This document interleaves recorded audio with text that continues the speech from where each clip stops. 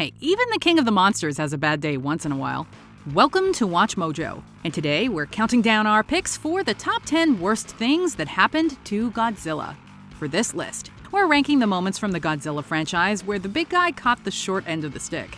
This could include anything from taking serious damage in a battle to film details beyond the fictional Godzilla's control, such as creative decisions or wonky execution. Oh, and since we're going to be diving deep into Godzilla lore, a spoiler alert is hereby in effect. If you like what you're hearing, be sure to check out the full song at the link below.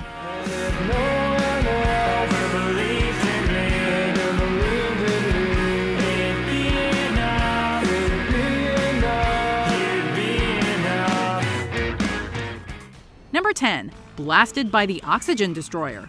Godzilla, King of the Monsters. We have been developing a prototype for a new weapon, an oxygen destroyer, designed to exterminate all life forms within a 2-mile radius. Godzilla fans are likely aware of the Oxygen Destroyer, as it's the deadly device used to kill Big G in the original 1954 film. This wasn't the only time this weapon was utilized in the Godzilla universe, however, as it was brought out once again for 2019's Godzilla, King of the Monsters.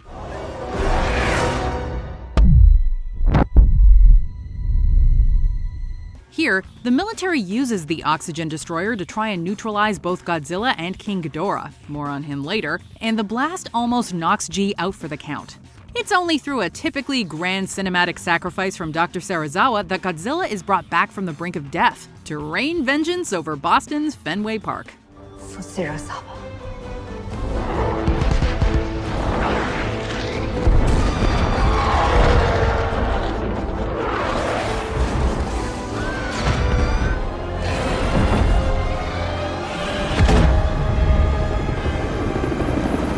Number 9. Getting a kiss from a rose. Godzilla vs. Biollante.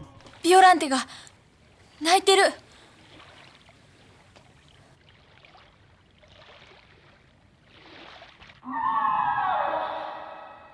The origin story of Biollante is one steeped in tragedy, not to mention one very intimate connection to Godzilla himself. That's because her creation is actually thanks to an amalgamation of Godzilla cells together with a mixture of human and plant DNA. The human in question is the deceased daughter of a talented geneticist, while the plant species is that of a beautiful rose. Now, far be it from Godzilla to be threatened by a flower, but Biollante proves to be a more than capable foe, taking G to the absolute limit during their final battle.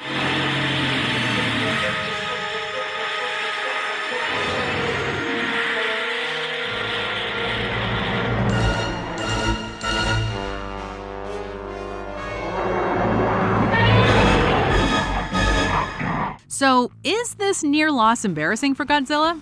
Perhaps, but we're honestly pretty big fans of Biollante in general, so we'll keep this entry at number 9. もう一度やるんだ白神君。ゴジラ細胞はいくらでもある。ゴジラでもビオランテでもない。本当の怪獣はそれを作った人間です。Number 8. Facing off against King Ghidorah, the Godzilla franchise.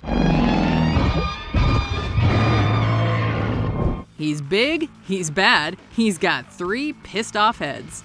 His name is King Ghidorah, and he's Godzilla's most fearsome foe. The one kaiju creature whose pedigree places him on equal footing with the iconic King of the Monsters.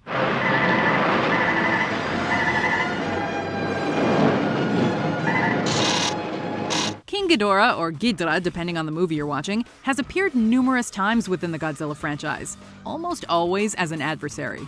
And truth be told, Godzilla has never had an easy time taking down this royal pain in the tail, usually being forced to team up with a mutual enemy of Ghidorah such as Mothra in order to get the job done. Any way you slice it, King Ghidorah is easily one of the worst things to happen to Godzilla since the Oxygen Destroyer.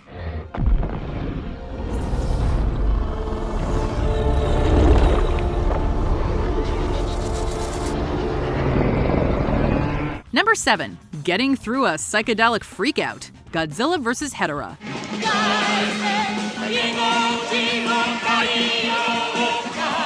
Okay, so maybe Godzilla himself didn't turn on, tune in, or drop out on screen, but the production of Godzilla vs. Ghidorah most definitely feels that way. So strange were the final results.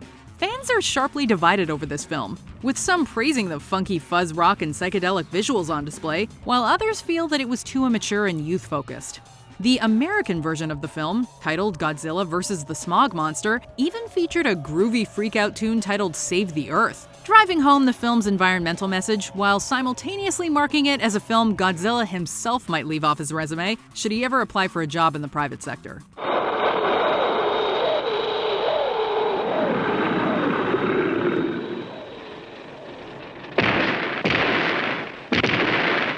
Number 6. Losing to Kong. King Kong vs. Godzilla. I can't tell who's winning. Can you? Not yet. Sometimes it's not about the size of the dog in the fight, but the size of the fight in the dog. How else could you explain away what could only be described as a stunning upset in this winner-take-all monster brawl? King Kong became famous for climbing the Empire State Building, but Godzilla essentially is the Empire State Building. Yet it was Kong who emerged victorious after this 1962 meeting of the muscle. Godzilla doesn't lose very often to other kaiju when it counts, but this brawny beast bested the king of the monsters, delivering an early L for the G-Man's win-loss record. Kong is swimming safely out to sea. No Godzilla. Don't worry, Godzilla will be getting a rematch soon. Number 5. Getting body shamed. Godzilla. Godzilla found himself in the middle of a war back in 2014. Only this time it wasn't against shape-shifting aliens or another kaiju creature, but an enemy with which we can all relate, the scale. Japanese fans were quick to point out the difference in size between the Godzilla found in the 2014 remake and the Tokyo OG, fat-shaming the new G almost from the get-go. Pop culture websites had a field day discussing how we as a society can debate the physical characteristics of imaginary CGI mega monsters. Still, both American and Japanese fans lobbed their fair share of cultural stereotypes during this war of words. So maybe we really should be ashamed of this moment in Godzilla history after all. Number 4. Falling into a volcano. The Return of Godzilla. 見習い前向かってるのね。先生は成功したんだわ。俺も行かなくちゃ。There's a bittersweet ending to this 80s reboot of the Godzilla timeline, a fate made even more dramatic by some tinkering by American filmmakers. The Return of Godzilla was a direct sequel to the 1954 OG that featured a darker and more violent approach, once again presenting Godzilla as a destructive force that needed to be neutralized. Japan does exactly that when they lure G-Man into a volcano at the film's climax, trapping him inside with a giant explosion.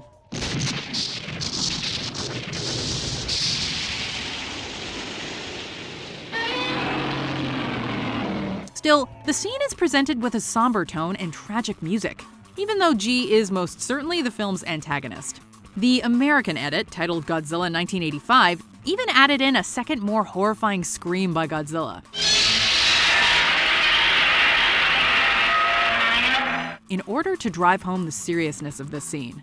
Nature has a way sometimes of reminding man of just how small he is.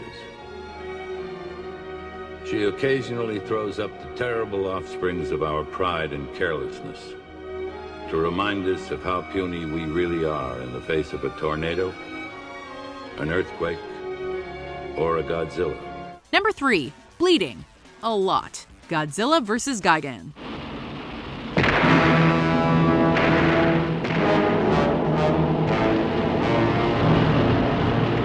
There's a lot of weird stuff going on in 1972's Godzilla vs. Gigan, starting right away with the look of Gigan himself, one of Godzilla's most idiosyncratic villains. Gigan has hooks for hands and a straight-up buzzsaw on his torso, which is a violent and imaginative design if we've ever seen one. Speaking of violence, an early fight with Gigan features Godzilla taking a lot of bloody damage, utilizing more messy squib effects than previously seen in any Godzilla film.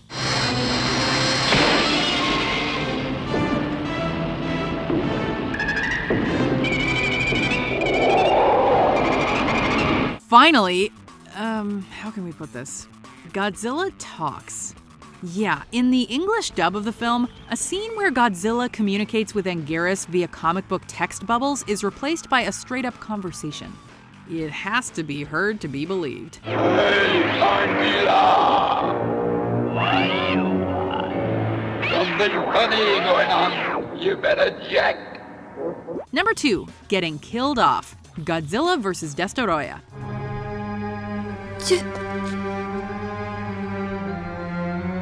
If we were to describe Godzilla vs. Ghidorah in one word, it would be heavy.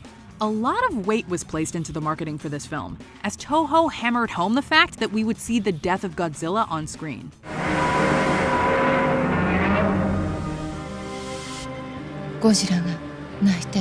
The scene itself is actually quite emotional, bringing together pain, death, and heartbreak for both Godzilla and his son as they battle against Ghidorah.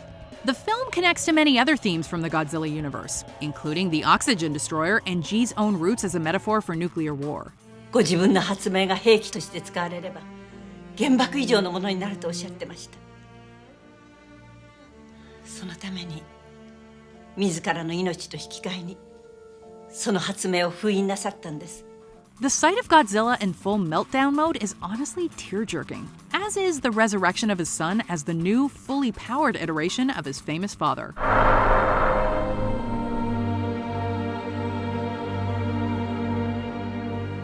Of all the terrible things that have happened to our favorite movie monster over the decades, I think we can all agree about number 1, whether you're a diehard or a casual fan. So let's look at some honorable or dishonorable mentions, and then we'll find out what that is. I'm going in.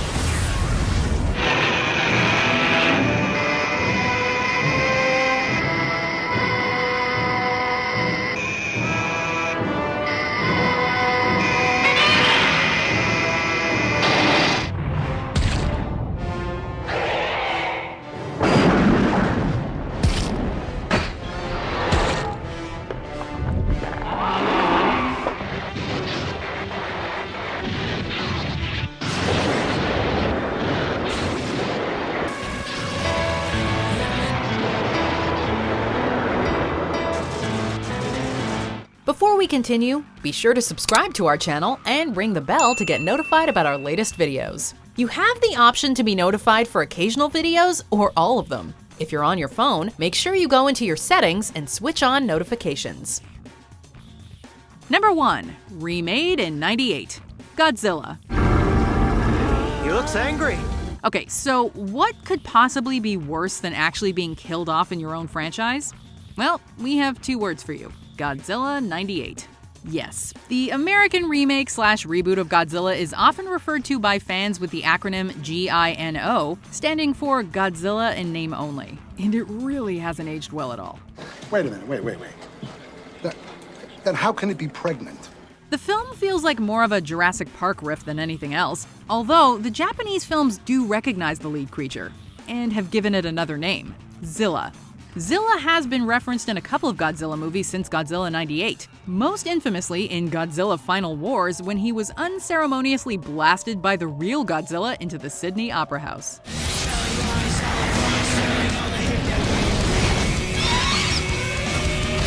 Do you agree with our picks? Let us know in the comments. And hey, if you're a fan of the song playing right now, be sure to check out the music video for it right here.